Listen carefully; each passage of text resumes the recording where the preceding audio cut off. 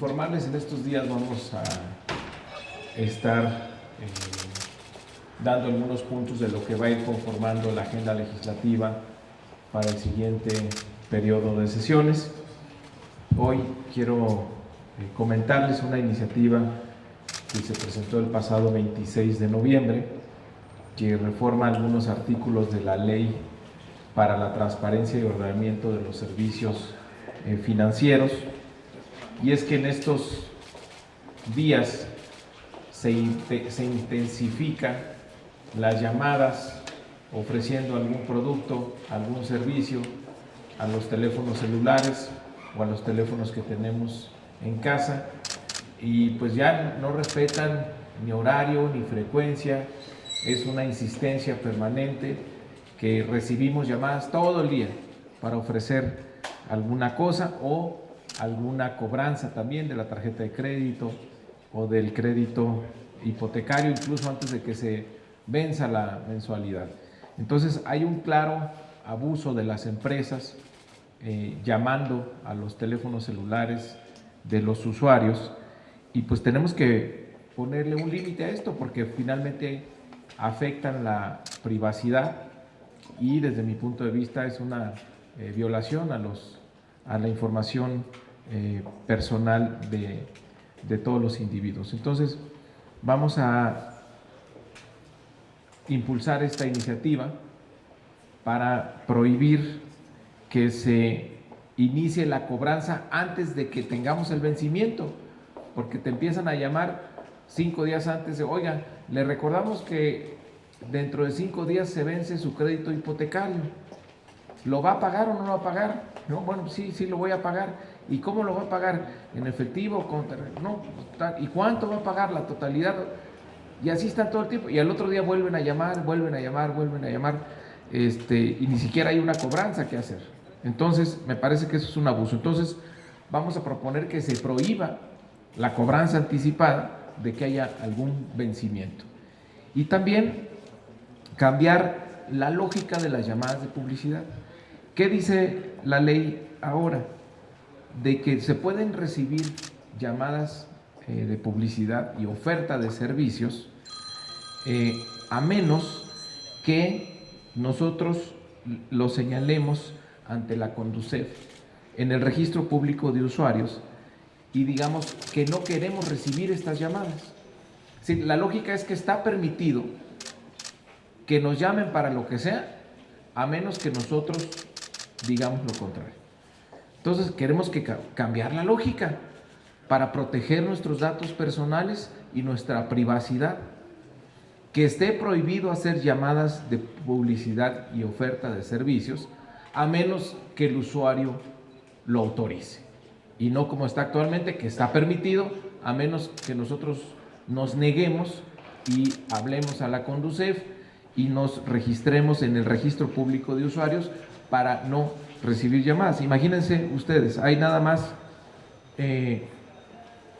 apenas 545,000 usuarios registrados. La verdad es que no sabemos que tenemos que hacer este procedimiento para proteger nuestra privacidad. Debe haber más de 20, 30 millones de cuentavientes en el país y apenas 500,000 están registrados. Entonces vamos a cambiar en la Ley para la Transparencia y Ordenamiento de los Servicios Financieros la lógica de este criterio. Entonces que esté prohibido hacer llamadas de ofertas y publicidad de servicios, a menos que el usuario lo consienta expresamente. Y con esto pues vamos a recuperar la tranquilidad de nuestros teléfonos, de que todo el tiempo está sonando para alguna oferta, alguna promoción o alguna cobranza. Yo creo que muchos usuarios lo van a agradecer. Y bueno, estamos a sus órdenes si tienen alguna pregunta. Jorge Chaparro, sobre el tema y sobre otro tema. ¿Qué tal, diputado? Bueno, sobre el tema me gustaría preguntarle si también se está pensando en planificar o regular lo que es la publicidad política, porque también son políticos quienes llaman a teléfonos particulares para promocionarse, a veces para hacer encuestas, a veces para invitar a integrarse a un partido político. Esto también está dentro de esta iniciativa, se regularía la participación política en estas llamadas, no sé si entrarían en publicidad, pero son propaganda, entonces si lo está planificando, lo está pensando en esta forma. Y, Perdón, no, adelante. la segunda pregunta tiene que ver con esta sorpresa que nos dio el subsecretario Seade, de que pues, lo chamaquearon los gringos y ahora vamos a tener aquí a inspectores laborales que no estaban contemplados así, al menos eso es lo que dice el subsecretario Seade, de que Estados Unidos está metiendo estos inspectores de forma ilegal, pero México ya no puede hacer nada. Legalmente está aprobado el Tratado de Libre Comercio por nosotros y estamos atados de manos a lo que digan los norteamericanos y por supuesto los canadienses. Conocer si debe haber sanciones para alguien en la Cancillería o nos vamos a quedar con el golpe, como se dice vulgarmente. Gracias. Bueno, respecto de lo primero, esta es una reforma a la ley para la transparencia y ordenamiento de los servicios financieros. Habría que regular, yo estoy de acuerdo contigo, habría que regular también algunas llamadas de publicidad política y de otro tipo también, además de las que tengan que ver con servicios financieros, si el usuario no lo consiente. Y no solo eso, ir más allá, hay unas que están disfrazadas de encuestas, pero que en realidad son promoción política. Pero por lo pronto vamos a entrarle a esto, ya quitarnos de encima las llamadas en esta época que nos hacen todo el tiempo, violando claramente nuestra privacidad, ofreciendo algún servicio, hablando sobre alguna oferta o incluso una cobranza de una hipoteca que no se ha vencido, de una tarjeta de crédito que no ha llegado su día de pago y empiezan a llamar desde antes. Eso debe estar prohibido y es de lo que se trata esta iniciativa. Respecto de los inspectores laborales y la noticia que tuvimos el fin de semana, yo no me preocuparía tanto porque finalmente los agregados laborales o los agregados tienen que ser autorizados por el país al que van a venir. Es decir, México tendría que autorizar la entrada de esos agregados laborales que ahora en la legislación de los Estados Unidos ha propuesto el presidente Trump al Congreso. Pues si no tienen el aval de nuestro país, pues no van a poder entrar a hacer ese trabajo. Entonces, qué bueno que se revise si fue alguna violación a los términos de la negociación, un abuso de confianza por parte del gobierno americano. Yo creo que es importante que se deje en claro pues si fue un abuso, pues que no, el gobierno mexicano que no permita la entrada de esos agregados laborales. Lo que sí no debe violarse bajo ningún acuerdo, bajo ninguna circunstancia, pues es la soberanía de nuestro país, que siempre ha sido la base para cualquier negociación. Y si la actividad de estos agregados pretende ir más allá o pudiera parecer una intromisión a nuestra soberanía, pues por supuesto que vamos a apoyar al gobierno mexicano en que esto no se permita. Y yo sigo insistiendo, porque lo he hecho varias veces, de que el tema de que se instrumente la reforma laboral no es por cumplir un compromiso en el acuerdo comercial con los Estados Unidos. Es una convicción de este gobierno de que transitemos hacia la democracia sindical, a terminar con los sindicatos charros, con los contratos de protección y que vayamos a una democracia en los sindicatos donde los trabajadores puedan elegir a sus líderes. La existencia de estos sindicatos blancos de protección lo que originó es que el salario no creciera en nuestro país, porque los líderes no se preocupaban por el bienestar de los trabajadores. Lo que hacían era pues arreglarse con el patrón y ayudarles a que no hubiera presión de un aumento en los salarios. Si hay democracia, pues ahora los líderes se van a tener que preocupar por convencer a sus agremiados y van a tener que hacerles ofertas reales de mejorar sus condiciones de vida. Por eso mismo, en la reforma laboral que hicimos, también se tienen que votar los contratos colectivos, lo cual va a permitir al trabajador comparar entre qué le ofrece un líder y qué le ofrece el otro. Y obviamente, pues los trabajadores se van a ir por quien realmente les mejore las condiciones laborales. Entonces, es un tema de convicción nuestra, es algo que queremos como parte de la Cuarta Transformación. No lo hacemos porque tengamos un compromiso con los Estados Unidos. Lo mismo la justicia laboral. Sabemos que las juntas de conciliación no resuelven absolutamente nada, tardan años en resolverse algún litigio, termina en manos de coyotes la mayoría de los casos y no existe la justicia laboral. Entonces ahora los nuevos tribunales que van a estar en el Poder Judicial, pues sí garantizan condiciones completamente diferentes. Ya no va a depender del Ejecutivo, va a depender del Poder Judicial y que haya justicia laboral. Entonces este es un asunto que nos compete y nos importa a los mexicanos en estos tiempos de la transformación. Entonces ya es mucha desconfianza por parte de los americanos de que se puede instrumentar o no. Además, nosotros hicimos nuestra parte como Cámara de Diputados, asignamos una muy buena cantidad de recursos para las distintas etapas de la instrumentación de esta reforma. En el Poder Judicial hay los recursos suficientes para empezar a establecer los tribunales laborales a nivel federal. Hicimos un fondo especial para la instrumentación de la reforma laboral en las entidades federativas, así que los estados no vayan a decir yo no tengo dinero, para que formen los centros de conciliación y los tribunales locales laborales. Entonces hay recursos para que esto salga adelante. Entonces yo creo que no debe haber desconfianza ni de la palabra en el gobierno mexicano, ni de nuestra voluntad como país de llevar a cabo una auténtica democracia sindical y una justicia laboral, ni puede haber dudas si tenemos recursos o no para hacerlo, porque ahí está ya el presupuesto. Perdón, diputado, nada más aclararme. Entonces, ¿el subsecretario Seade estaría exagerando en sus temores? Porque usted dice que no tiene ningún temor, ¿no? Entonces, ¿exageraría el subsecretario? La primera. Y la segunda, a lo mejor valdría la pena hablar con el presidente, porque él trae todavía el discurso de que México ya hizo lo que tenía que hacer, ahora Estados Unidos hizo lo que tenía que hacer en materia laboral para que Estados Unidos aprobara el TLC y que no lo ha hecho. Entonces, el discurso de les dimos todo lo que quisieron, sí, y no firman.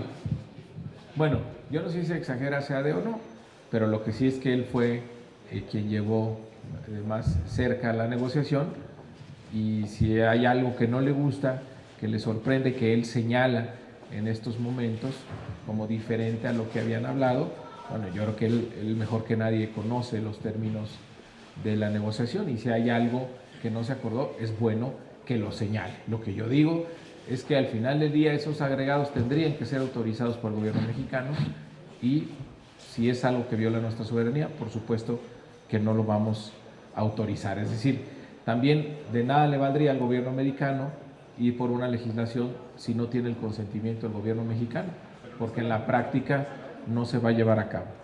Y en lo que dice el presidente, pues tiene razón. Aprovecho para felicitar al Senado de la República por la aprobación que hicieron el jueves pasado ya del protocolo del tratado comercial con los Estados Unidos, del protocolo modificatorio. Quiero felicitar al Senado de la República por la aprobación del protocolo modificatorio del tratado comercial con los Estados Unidos y Canadá, lo cual permite que el tratado siga adelante. México ya cumplió, ojalá los congresos de los Estados Unidos y de Canadá también hagan lo propio a la brevedad posible para que este acuerdo entre en vigor cuanto antes. Nosotros vamos a tener la reunión interparlamentaria que va a ser México sede, la Cámara de Diputados, con Canadá en febrero próximo. Ya estamos organizándola con los canadienses, y por supuesto que vamos a aprovechar ese foro como lo hicimos en la interparlamentaria con los Estados Unidos para impulsar que se firme el tratado, que se apruebe en el Congreso, en el Parlamento de Canadá. Buenos días, diputado. Tardes. Para preguntarle, ¿esta iniciativa buscarán que salga en el periodo que inicia el 1 de febrero es ya poco tiempo para que inicie. Y la segunda, ¿no sería necesario que el funcionario SEADE les venga a explicar a los integrantes de la comisión permanente qué pasó ahí?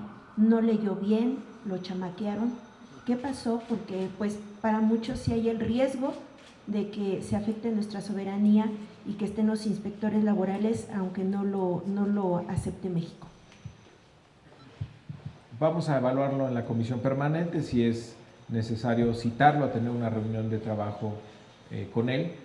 Yo insisto en que para que existan estos inspectores, estos agregados, tiene que consentirlo el gobierno mexicano. Y si es algo que va más allá de nuestra soberanía, pues tanto el gobierno americano como el Congreso americano saben que nosotros no lo vamos a autorizar. Entonces, bueno, digamos, no es algo que sea irreversible o que nos hayan tomado ventaja en la negociación, ¿no? Pero bueno, vamos a evaluarlo en la comisión permanente este miércoles si se considera necesario tener una reunión de trabajo con él. ¿Esta aprobación que hizo el Senado no da luz verde a estos inspectores? ¿Hay la garantía de que por las prisas no hayan leído bien y en las letras chiquitas entró ese tema y ya se aprobó? Ya nos lo dijo el propio subsecretario, no hay letras chiquitas en el acuerdo comercial y evidentemente México no firmaría nunca un acuerdo que viole su soberanía. Entonces, si no hay el consentimiento del gobierno mexicano, pues esto no va a ocurrir. Sobre la iniciativa, sí, a partir del 1 de febrero vamos a discutirla. La verdad es que ya estamos cansados los usuarios, por no decir otra expresión, de que nos estén hablando todo el día para ofrecernos de todo, tarjetas de crédito, servicios telefónicos, seguros, viajes, promociones. No, ya de verdad ya estamos cansados y peor con los servicios de cobranza, de que no se ha vencido la tarjeta de crédito y ya te empiezan a llamar 5 días antes o el crédito hipotecario. Entonces hay que poner un límite a esto, es claramente un abuso y una violación a nuestra privacidad. Diputado, tengo entendido que desde el martes 10 de noviembre se entregó el documento en donde claramente dice de la presencia de los 5 attachés para laborales en México. Creo que en este sentido fue una omisión. ¿O por qué no está? ¿Por qué no lo leyeron? No es que sea la letra chiquita, sino que está muy claramente en el documento que entregaron allá en Washington y ni siquiera la embajada hizo notar esta situación. De ahí yo creo que pues es la sorpresa o la gravedad del asunto. ¿Usted cómo lo ve? Mira, obviamente todos sabemos que los acuerdos comerciales le corresponden al Senado de la República. Nosotros no conocemos aquí en la Cámara de Diputados los detalles del texto negociado, pero también es un tema que fue muy polémico, o sea, no es algo que no es una bola baja que nadie se ha dado cuenta, es un tema que fue muy polémico, fue uno de los puntos álgidos en la discusión y estoy seguro, sin conocer los detalles del texto, que no pudo haberse metido alguna cláusula sin que nadie se haya dado cuenta. Entonces hay que esperar ahí a ver qué dice el Senado. Pero insisto, ahí si no hay el consentimiento del gobierno mexicano, o sea, si se pretende hacer de manera unilateral, esto no va a prosperar. Y ahí apoyamos a nuestro gobierno en rechazar este tipo de prácticas de inspección de un gobierno extranjero. Última pregunta, Rolando Ramos, de la Economista. Diputado, me interesa saber qué va a pasar con los temas que se quedaron atorados que tienen que ver con reformas constitucionales. Me refiero a la reducción del financiamiento a partidos políticos y el tema de la inmunidad procesal que no fueron. Sí. ¿Qué va a pasar? ¿Insistirá Morena? Y otro, ¿cómo garantizar que este tipo de reformas constitucionales, está pendiente, por ejemplo, la de instrumentar apoyos sociales, como pide el presidente, que tiene que ver con reforma constitucional, pero no están garantizados los votos para que pasen? ¿Cómo va a modificar usted la estrategia que ha venido siguiendo? ¿Cómo le va a hacer? Bueno, tuvimos 15 reformas constitucionales. Entonces, hablar de que estamos atorados, pues bueno, habría que evaluarlo, ¿no? Habría que ponerlo en sus términos. Son temas polémicos. El financiamiento a los partidos fue la última votación que tuvimos, ustedes lo vieron. Había el posicionamiento cómodo de los partidos diciendo que sí, porque no habían enfrentado una votación. En el momento en que enfrentaron una votación, pues ya mostraron su posición real respecto a la reducción del financiamiento público. Ahí yo sigo insistiendo y coincido con el presidente de la República que es un exceso el dinero que hay para los partidos. Hay poco más de 5,000 millones de pesos en el presupuesto federal. Hay otros 5,000 millones de pesos, más o menos, en los gobiernos locales. Hay otros 5,000 millones de pesos, que es lo que equivale a las prerrogativas de radio y de televisión. Entonces, es muchísimo dinero. Entonces, vamos a seguir insistiendo en que se reduzca el financiamiento a los partidos. Es algo que además está pidiendo la gente. La autoridad moral de los partidos va a depender de que sean congruentes con este tipo de decisiones. Y quienes tienen miedo piensan que vivimos todavía antes de la Revolución Pacífica de julio del 18, donde las elecciones, los partidos pretendían engañarlos a través de campañas publicitarias masivas, de campañas negras, o comprando votos, regalando despensas, tinacos y demás. Y la gente demostró que ya no es así. Ya no gana quien más dinero tenga ni mayor capacidad de manipulación tenga. La gente ya está muy politizada, la gente está muy atenta y vota ahora en conciencia por los valores y principios de los partidos, por la oferta que les hacen y por los perfiles de los candidatos. Nuestra democracia dio un paso hacia adelante, hay una gran madurez política en nuestra sociedad. Entonces es increíble que se sigan aferrando al dinero, pensando que eso les va a hacer ganar elecciones, cuando el hecho de que se queden con mayores recursos públicos, desperdiciando, despilfarrando el dinero de la gente, eso en lugar de darles más votos les va a restar votos, porque ahora la gente va a evaluar a los partidos a partir de sus acciones y si son consistentes o no. Morena fue el único partido que votó a favor, además del acompañamiento del PES, en la promesa que se hizo desde la campaña, antes de conocer el resultado electoral, de que se debería reducir el costo de la política. Quiero nada más recordarles que cuando el hoy presidente de la República fue presidente del PRD y se da esta reforma de aumentar los recursos a los partidos políticos, él lo rechazó. Fíjense, desde mediados de los 90, él rechazó este aumento al financiamiento de los partidos políticos. Y el presidente Zedillo en aquella ocasión dijo, no, ahí lo vamos a ver formado para ir a recibir el cheque. Entonces, cuando el PRD y Andrés Manuel López Obrador era su presidente, recibe esos recursos, lo destinan a imprimir libros de texto gratuito para los niños y para la atención de migrantes. Fíjense nada más la congruencia. Estamos hablando de este asunto que tiene más de 10 años. No más todavía, que son de 95, 2005, 20 años. Entonces, eso es tener congruencia. Ahora, lo mismo, Morena ya regresó el 75% de su prerrogativa, porque no estamos de acuerdo en que se sigan despilfarrando los recursos de la gente en la política. Entonces, bueno, vamos a tratar de convencer. El presidente mencionó que tal vez sea una iniciativa preferente que él presente en febrero. Ojalá sea así para volver a discutir el asunto y a ver si ahora sí convencemos a los partidos. O bueno, ellos mismos se convencen. El otro asunto es el tema de la inmunidad procesal.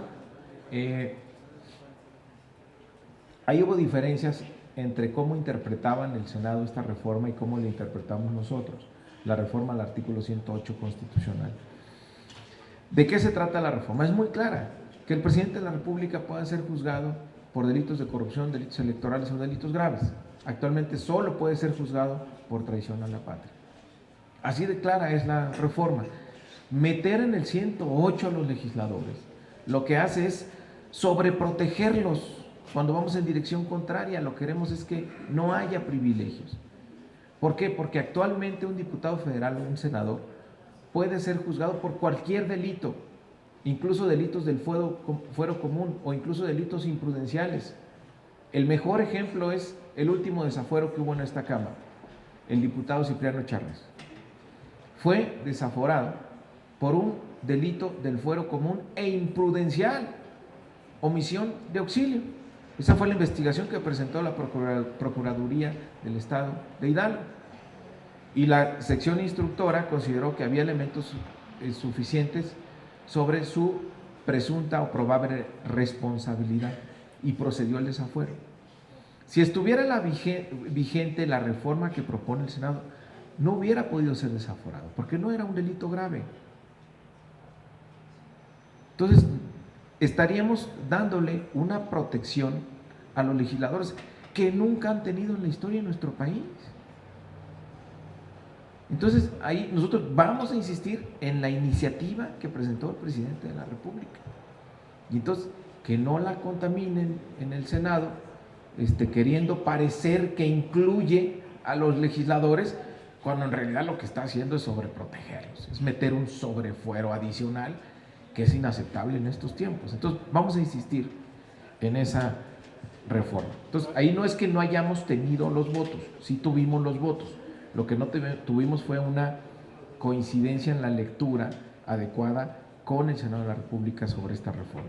Y en cuanto al tema de los derechos sociales, es una iniciativa que el presidente de la República nos anunció el 1 de diciembre.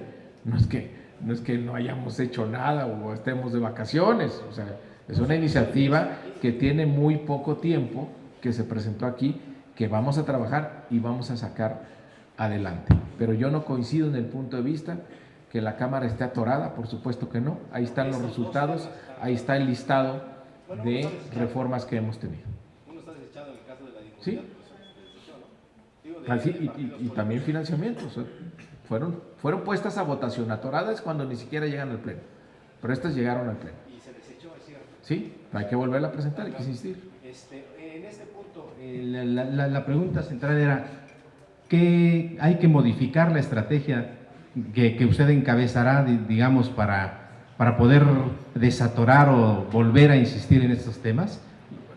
En el tema de la inmunidad procesal hay que hablar con el Senado para tener la misma lectura. En el caso de los derechos sociales, las reformas al artículo 4 constitucional, yo creo que va a salir por unanimidad, no creo que vaya a haber ningún problema. Y el tema de financiamiento, ahí te diría, es un tema de madurez política de los partidos y de compromiso con la sociedad.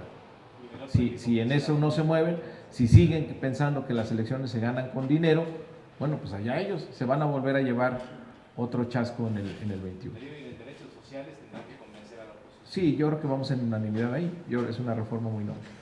Hoy se van a conocer en la noche los nuevos salarios mínimos. ¿Cuál es su opinión sobre Pues la expectativa es que crezcan por encima de la inflación. Fíjense nada más cómo se derrumban los mitos. Desde mediados de los 80 hasta el año pasado, toda la tesis de la inflación era que el ancla fundamental eran los salarios, tener deprimidos a los salarios, que los salarios no crecieran más allá de la inflación. Esa fue la tesis fundamental que nadie cuestionó durante más de 20 años. ¿Qué pasó el año pasado? Bueno, no el año pasado. ¿Qué pasó en este año? Que tuvimos el mayor aumento en los últimos 25 años del salario mínimo, 16%, y vamos a cerrar con una inflación históricamente baja, por debajo del 3%. En el camino se perdió el 75% del valor real de los salarios, y era una gran mentira. Después de que se controló la hiperinflación de mediados de los 80, esta regla no debió haber persistido. Sin embargo, se tomó como un paradigma que era inamovible y nadie lo cuestionó en el periodo neoliberal. ¿Qué tenemos ahora? Que llega el presidente López Obrador, aumenta 16% el salario mínimo y vamos a tener una inflación por debajo del 3%. Entonces, claro que esperamos un aumento muy importante en el salario mínimo por encima de la inflación y que se consolide esta recuperación del valor real de los salarios para que se reactive nuestro mercado interno y haya mayor bienestar para los trabajadores del país. Gracias a ustedes.